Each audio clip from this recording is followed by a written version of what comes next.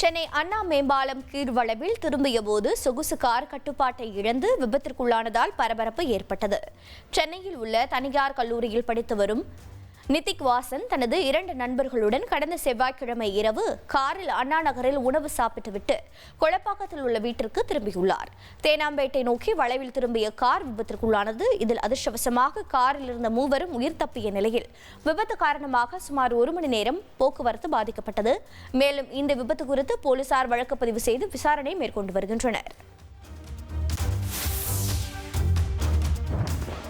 காஞ்சிபுரம் மாவட்டம் ஸ்ரீபெரும்புதூர் அருகே 6ஆம் வகுப்பு மாணவிக்கு பாலியல் தொந்தரவு தர கடத்தி சென்ற கட்டட தொழிலாளியை போலீசார் சிறையில் அடைத்தனர். 34 வயதான கட்டட தொழிலாளி ஒருவர் 6ஆம் வகுப்பு சிறுமி ஒருவரை கடத்த முயற்சித்தார். இதனைத் தொடர்ந்து அவரிடமிருந்து தப்பிய அச்சிறுமி பள்ளி தலைமை ஆசிரியரிடம் நடந்ததை கூறினார். உடனடியாக காவல் நிலையத்தில் புகார் அளித்த நிலையில் கட்டட தொழிலாளியை பிடித்து போலீசார் விசாரணை நடத்தினர்.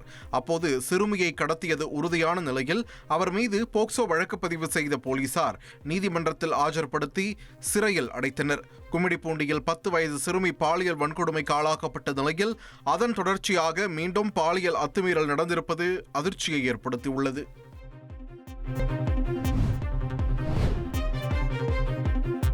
சிவகாசி அம்மன் கோவில்பட்டி பகுதியில் வீட்டில் இருந்த பட்டாசுகள் வெடித்த விபத்தில் கௌதம் என்ற இளைஞர் படுகாயம் அடைந்தது பரபரப்பை ஏற்படுத்தியுள்ளது.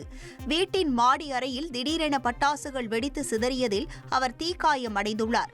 உடனே மீட்கப்பட்ட அவர் மருத்துவமனையில் அனுமதிக்கப்பட்டார். இந்த சம்பவத்தில் சட்டவிரோதமாக வீட்டில் வைத்து பட்டாசு தயாரித்த போது வெடி விபத்து ஏற்பட்டதா அல்லது ஏற்கனவே தயாரித்து வைத்திருந்த பட்டாசுகள் வெடித்தனவா உள்ளிட்ட கோணங்களில் போலீசார் விசாரணை நடத்தி வருகின்றனர்.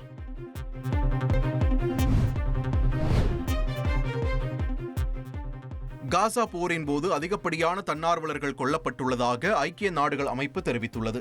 2 ஆண்டுகளுக்கு மேலாக நடைபெறும் காசா போரில் 60,000த்திற்கும் மேற்பட்ட பாலஸ்தீனியர்கள் உயிரிழந்துள்ளனர். இப்போரில் அடிப்படை தேவைகளுக்காக உதவ முன்வந்திருந்த தன்னார்வ தொண்டர்கள் அதிக அளவில் உயிரிழந்துள்ளதாக ஐக்கிய நாடுகள் அமைப்பு தெரிவித்துள்ளது. 1997ஆம் ஆண்டிற்கு பிறகு அதிக உயிர்பலி ஏற்பட்ட ஆண்டாக 2025ஆம் ஆண்டு திகழ்வதாக தெரிவித்துள்ள ஐக்கிய நாடுகள் அமைப்பு உதவி செய்ய வருபவர்கள் கொல்லப்படுவது வேதனை அளிப்பதாக தெரிவித்துள்ளது. ட்ரெண்டை ஃப்ரெண்ட் ஆக்கிக்கோங்க. தந்தி டிவியின் சப்ஸ்கிரைபர்ஸ் அண்ட் ஃபாலோவர்ஸ் குடும்பத்தில் நீங்களும் இணையுங்க.